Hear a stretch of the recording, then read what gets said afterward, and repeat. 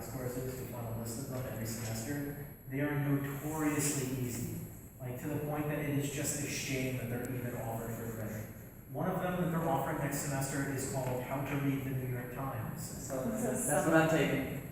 Oh, that's a summer one? Yeah, it's a summer class. It's a great thing. There was one this semester called Inflatables, which I have gotten some Snapchats from. It is incredible. Oh, the one that was on the 86 today? Yep. Oh, basically, it is watching a professor run around in a sumo suit or something equally ridiculous. We're working getting for our communication credits for free. Let's see, there is Social Issues in the Wire. It is a course that met for 4 hours every Sunday last semester, wherein you got an A for coming every Sunday to watch 2 episodes of The Wire. Let's see, what other terrific ones are there? Anything with data in the title. If it is a special topics course and has data in the title, congratulations on your free A. It is extremely disappointing to take a 6,000 level course called Data Science, just to find that your final project is comparing 2 columns in Excel with the correlate function. Wow. So the special topics courses, if for whatever reason you're not feeling like taking an independent study, or one of them just sounds like too cool to pass up, like if you're a really big fan of Wire, for example, then you should take one of these, but you have to act really fast, because a lot of these fill up super, super quickly. I recommend taking advantage of the priority registration if you can get into it. So reach out to Michael Conroy, I think is his name. I'll sign up the contact info later. But he's the guy who does the testing of the registration system, and the reason why I had priority registration even before the ROTCP for 2 years. So study abroad is the next one. I personally have not studied abroad. I really recommend that all of you do. I know, Aaron, you did in high school, right?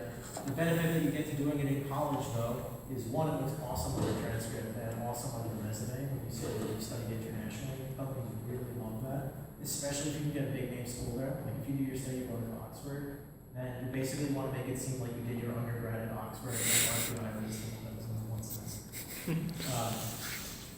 Anyway, the huge advantage of study abroad that nobody takes advantage of it for is how do transfer courses work? Does anybody want to tell me?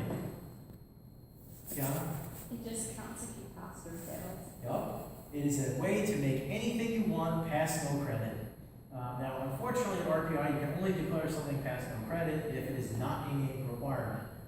So basically, you can only do that if it's something that you should have already gotten an A in anyway.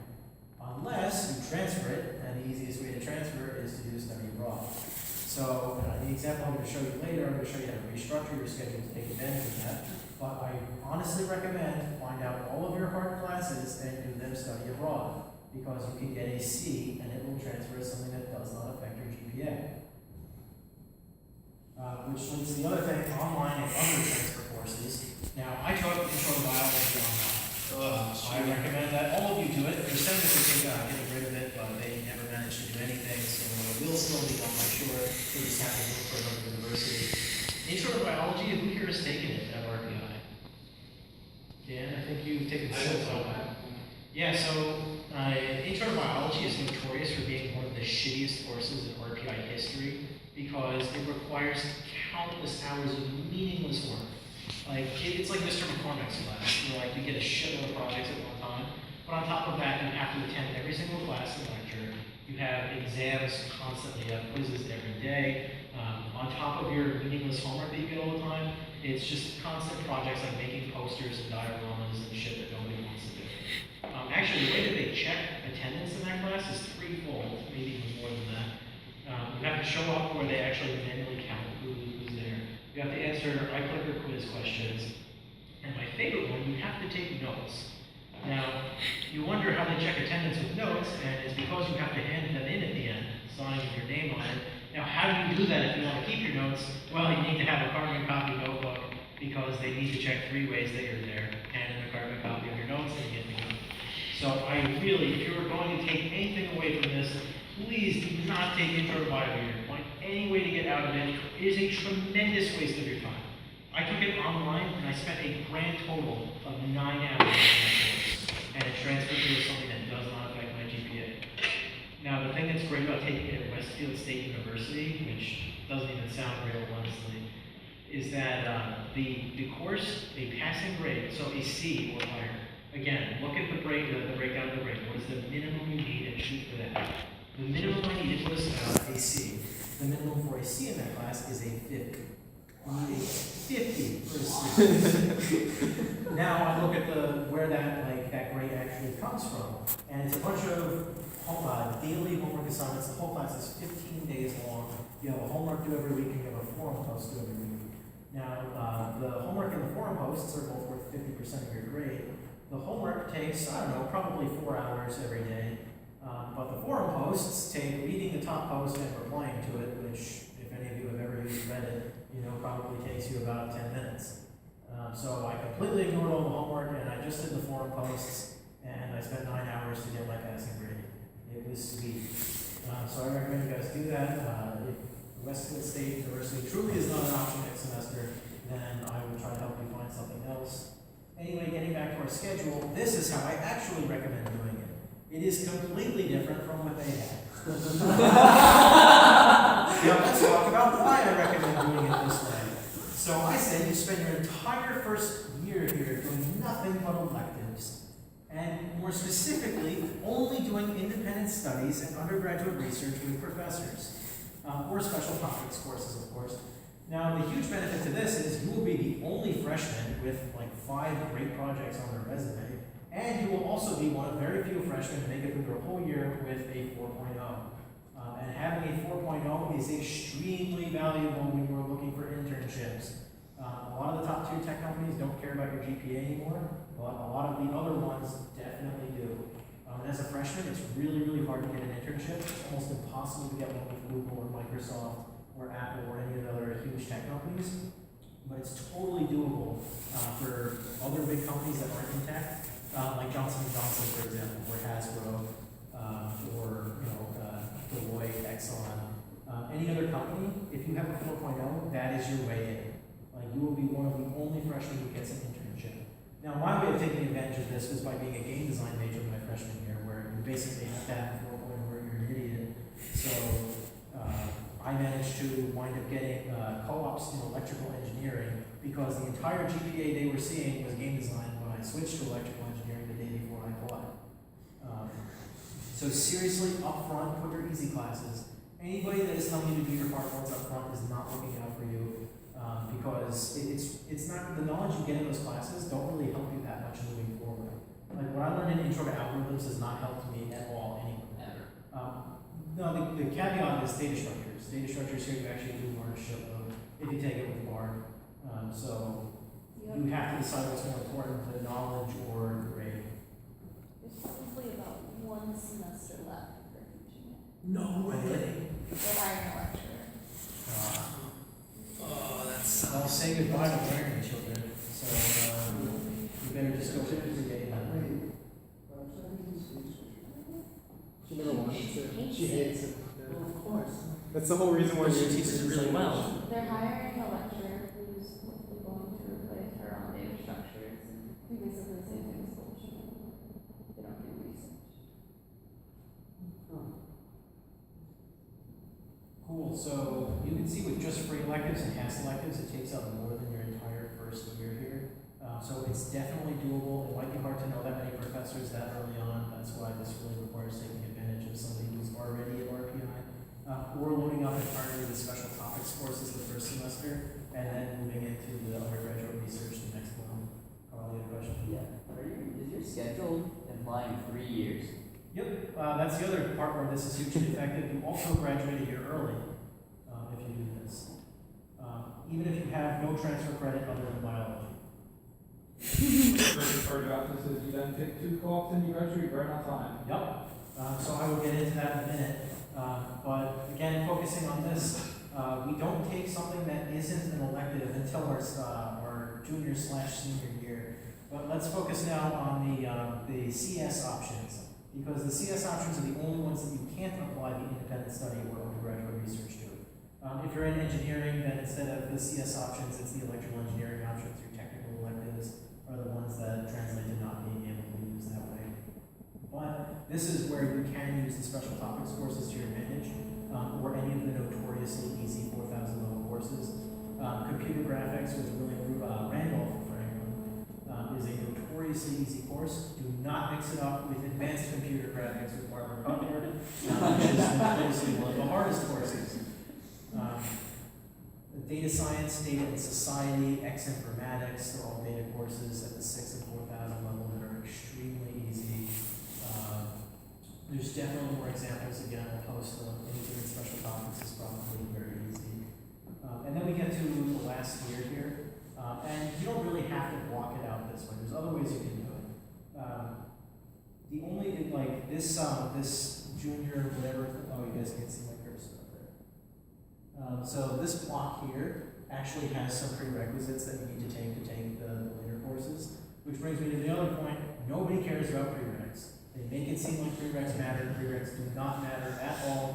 Jordan can confirm. What courses were you taking at the start of the semester? I was taking Box, which is prereq for freshman year, something like that. And I was also taking Intro to Algo, and I was taking Intro to AI, and I was taking SDNP. So at the same time, he was taking Foundations of Computer Science, which is a requirement for I intro. had like 3 of those. Yeah, which is a requirement to Intro to Algorithms, which is a requirement to SDND.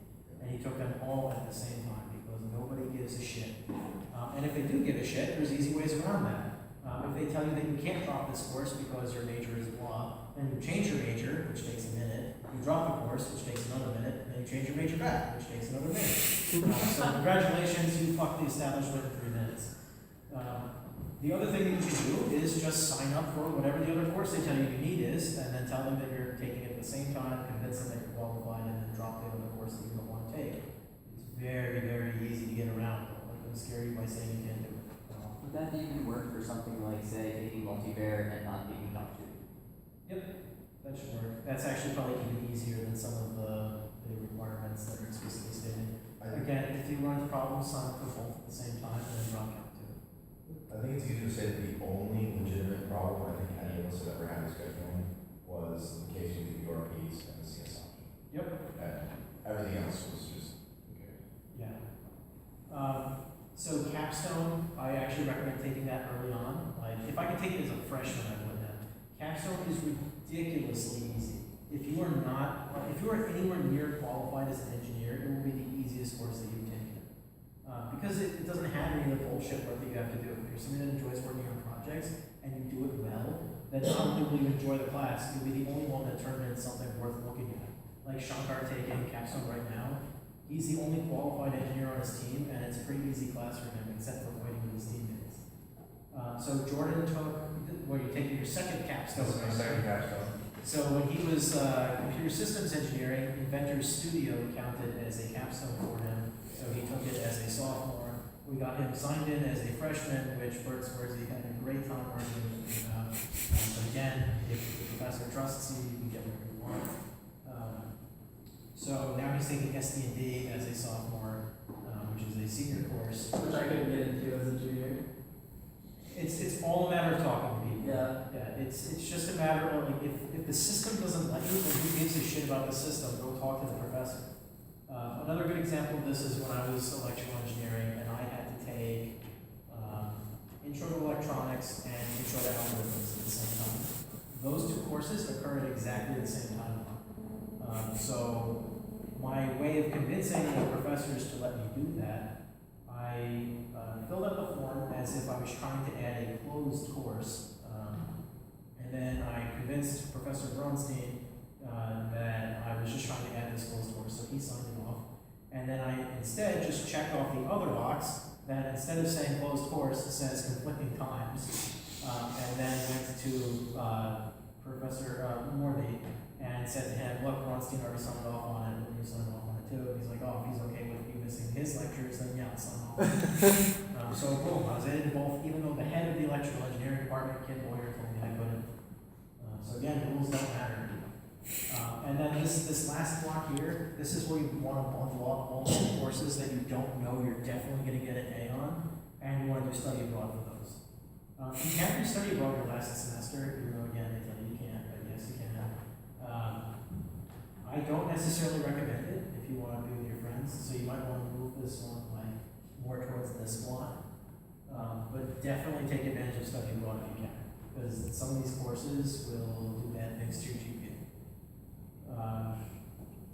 So again, the other huge benefit to this, not only does it require a shitload less effort to do as a student, like you were, I actually tracked the number of hours I put into this semester. I made it a guild goal of mine to put in fewer than 117 hours the entire semester and still graduate with cum laude.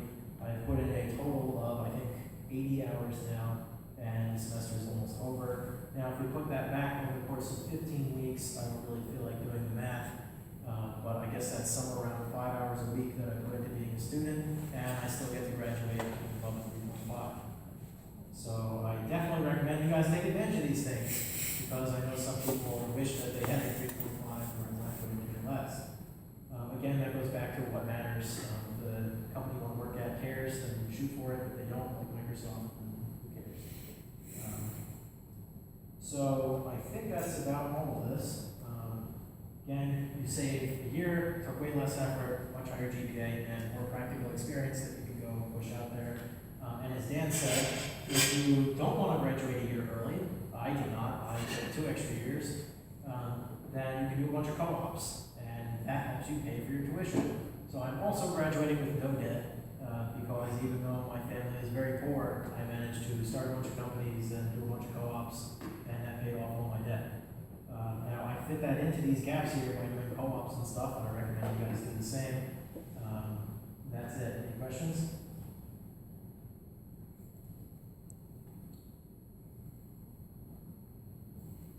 What is a thing you have to push yourself to stop doing because you realize that even though I guess you enjoyed it or had done it that way a while, you realize it wasn't efficient and effective? I would say probably shifting to the paradigm of being effective in the first place. Like again, getting to that realization that like I'm only people are comparing their entire lives to my highlight reel. So that made me think about what is my highlight reel? What are the things that actually matter to me enough that I want to brag about them, or enough that I spend my time thinking about them, and then cut out everything else. Everything else, if it's required, then make it take the least amount of time possible. And if it's something you actually want to shoot for, find a way to make you get yourself get even higher returns on doing that. So switching to that meant like cutting out a lot of the hours that I spent on video games, because like while playing World of Warcraft, like kill the time, it wasn't actually what I wanted. I actually already got what I wanted out of World of Warcraft by reaching the top ranked warlock. Like that was a big deal to me at the time, and I got it, and then I realized that the time I was still putting into it was a waste of my time. That also meant cutting out a lot of TV shows, and a lot of things like that. It was just that overall realization. It meant cutting out schoolwork too, which sounds, it's not about just cutting out things that seem like they waste time intuitively. It's about things that, cutting out things that waste time for you. Like everybody has their own definition of it. Like John would not cut out games if he wanted to be effective, because John wants to be a good game designer, he wants to be a good like theme designer. So to him, it's actually a very effective use of his time. But to me, it's not.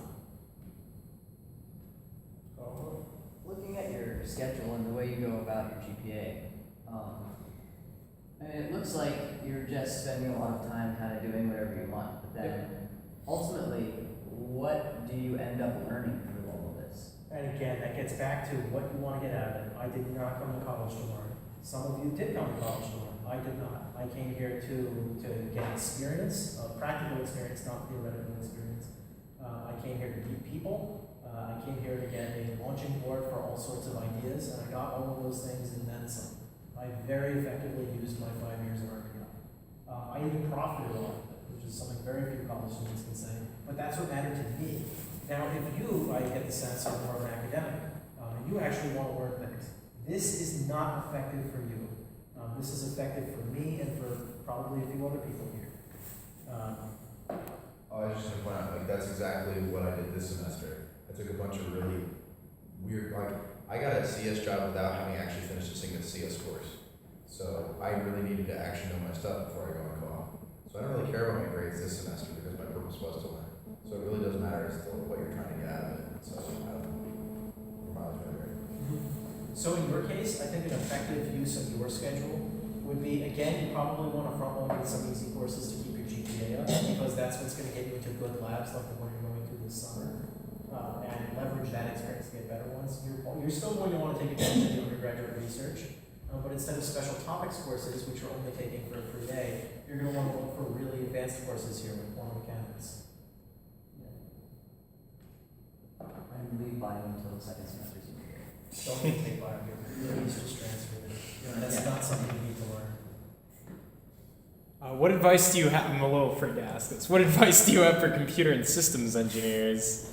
So, unfortunately, it's a lot of basic engineering, but I can actually pull up the schedule right now and we can do a quick look at it. I actually have to go through that before because I used to be computer systems engineering. Do you have your actual schedule there? I can pull up the ECSE thing. Oh, if you ever need to drop a course, which is CS and switch back.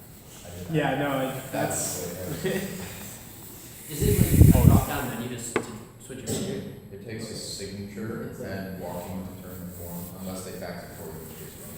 Yeah. Well, Sure, I don't fax it for you. Pretty soon.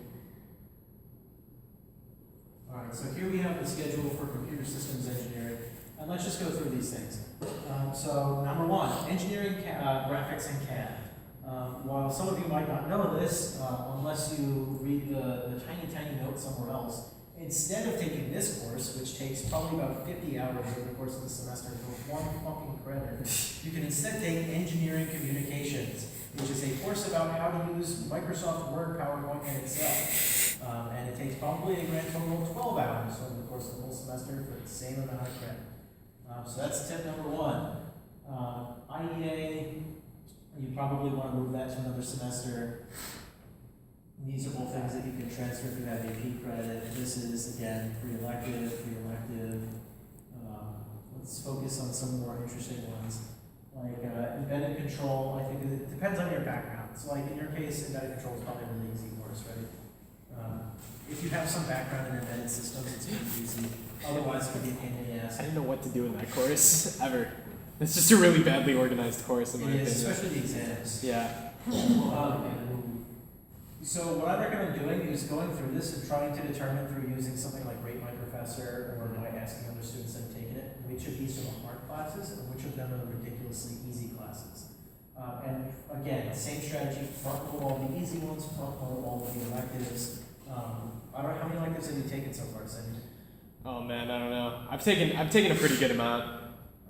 Because I'm hoping to get more than the graduate. Like I'm probably gonna go over the graduation requirement because some of them are just for fun. So Okay. I don't know how many electives. I mean, if you want to boost your GPA next semester, I really recommend doing whatever electives you possibly can. Right. The courses here that I would definitely do study abroad, Intro to Electronics, Signals and Systems, Engineering Probability.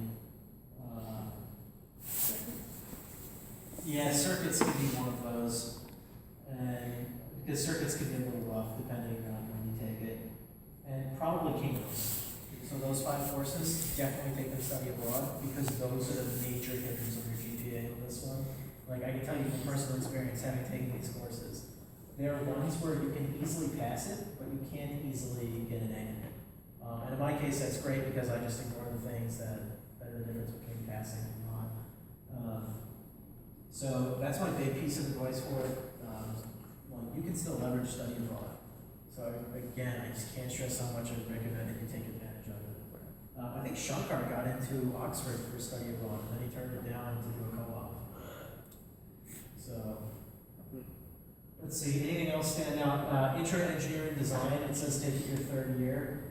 If you know anything about projects, I really would recommend taking it much earlier than that, like freshman year, because it's a super easy course, and the people who have a problem with it just are not good at project work.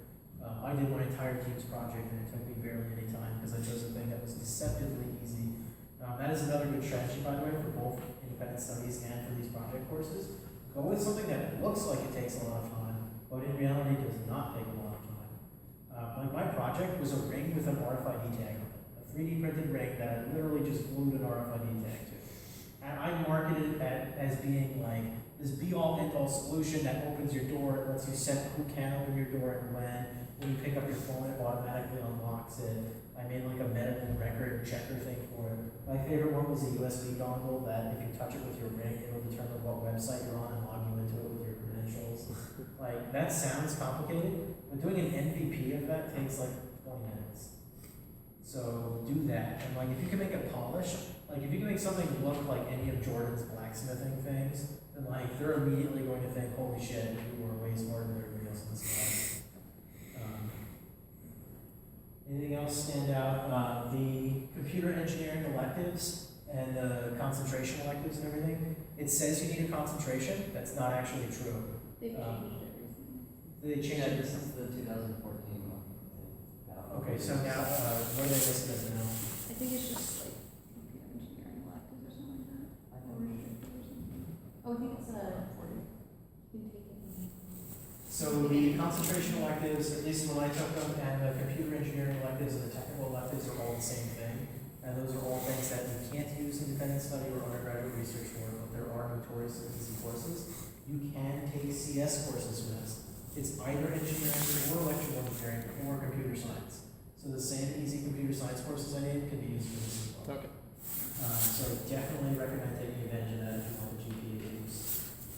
I think that's it for these. The other one is Capstone. Inventor Studio is the mechanical capstone, but it also counts for electrical and for computer systems capstone, and it's much easier. Jordan? Use your pass fails. Like, Excuse me? use your pass fails. Yeah, use your pass fail. Well, it depends. If, I guess, if you're interested in something, then I would take it as pretty likely to pass fail. I think like a lot of people that machine learning are just like, ooh, interesting, but you don't Well, necessarily. what I actually recommend doing instead of that is auditing the class. Because, so there's a thing in RPI called auditing, not many people know or take advantage of it. Basically what it means is the course goes on your transcript, but not as a pass or a fail. It just goes on there as an audit. So if you want companies to see that you took it, it's a really good thing to do. And this